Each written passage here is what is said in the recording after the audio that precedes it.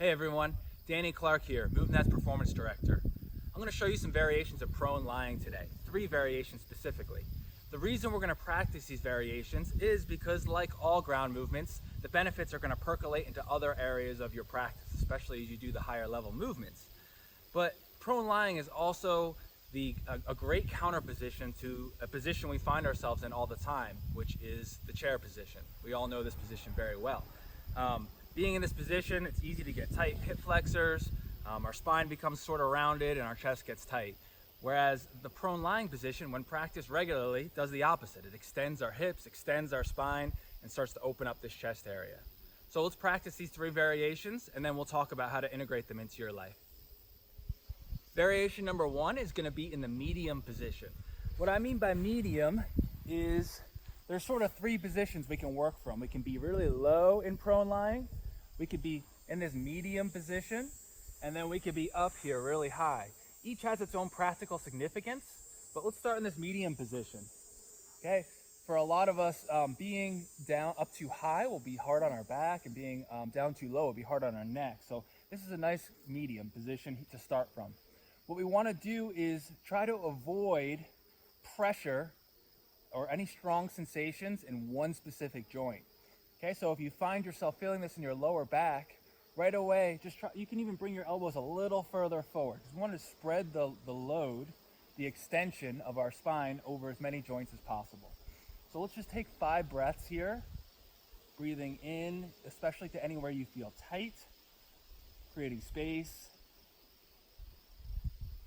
and length, and then exhale, trying to relax the muscles around anywhere that's tight.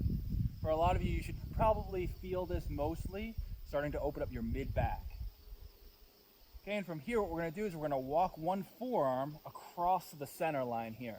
Okay, so I'll go head on so you can see this variation. You're going to bring your forearm so your elbow is just past your shoulder across your midline, and then from here, you're just going to reach up high like you're trying to grab something. Okay, try to keep your shoulders from collapsing into your ears. Just create a little bit of length across your spine and reach. Take a breath here, and then let's do the other side. One side may feel tighter than the other, which is quite common. Don't try to force or match them perfectly. Just go right to the point where you feel like some resistance. See if you can relax into it without adding any more force.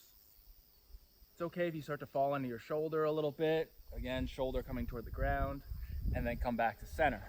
Okay, now let's work from the low position. So we're going to be all the way down now on our chest. So our upper chest is actually touching the ground for now. And from here, we're going to do the same thing. We're going to create a little extension. But in this position, the tendency is going to be just to arch our neck like this to look up.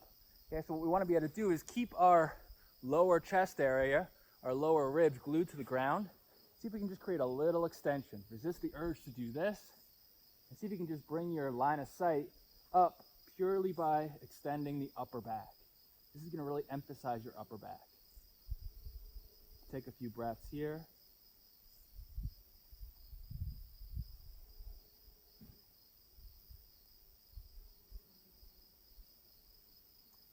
Okay, and after you've seen this video a few times, you can do this for longer, ideally 5 to 10 breaths, relaxed abdominal breaths, and then what you're going to do is reach forward now. Okay, if you start to feel this in your neck, tuck your chin even a little more. And then from here, bring your arm across, and you're going to reach backward now, down towards your hips or even towards your opposite foot. And if you really want to get some extra extension into your hips, what you could do is just grab your foot. Okay, but what we want to avoid is by grabbing the foot causing more of an arch in the lower back. You still want to feel this in the upper back. So if you can keep your quad, the front of your leg, your hip, and your ribs into the ground, go ahead and do this variation.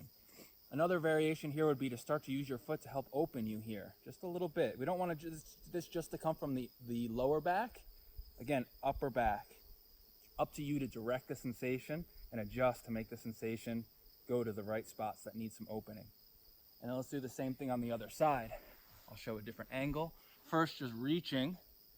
Take a breath. And then we're going to reach behind us. Again, if I start to feel this down low, I'm just going to adjust to make it come up high. It's not about how far you can reach, but where you're feeling it. And then reach for the foot.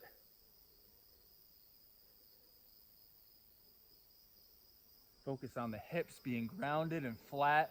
Your hips should not be canter or tilted backward. They should be neutral. So ribs and hips, you can even pull together just a little bit, and you might feel that a little bit more in your hip flexor. And then you can guide yourself open just a bit. And then come back to neutral. That's variation 2. Variation 3 is going to be the high position. Okay, so I'm just going to do like a push-up here. I'm just going to bring my hands under my shoulders, elbows get sort of tight, and just press yourself up. Okay, from here, I want to see if make sure my hips, my feet, my ankles aren't rolling out. I want them to be roughly straight ahead. Okay, and even if I have to have a little bit of a bend in the elbow, that's fine. We want this to be, you're going to feel this a little bit more in your lower back, but we want it to be a gentle sensation. Okay, and we want it to be spread from your upper back to your mid back, and even into the front of your hips. I should feel my abdominal wall start to relax eventually.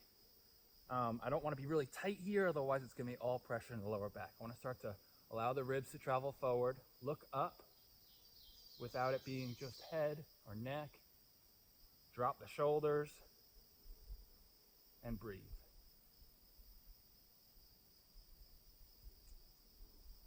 Okay, I should feel my weight centered in my hands. You can start to lock your elbows or straighten them. I shouldn't say lock. Stack them. And then from here, what we're going to do is put weight into one hip and just emphasize one hip. And if that feels pretty good, you can actually bring this knee up to support and shift weight onto this one hand. And then look or reach behind you. Or wherever you can explore this space, anywhere behind you. If that's too much, you can come down, kind of back to this medium position if you want, and do the same thing. Take a breath, and then we're going to do the other side. So we went from here, I'm going to roll. You can see that shift happen into this hand and into this hip. And I start to relax into my abdominal wall and ribs, and then reach back. This knee can come to the side to support me.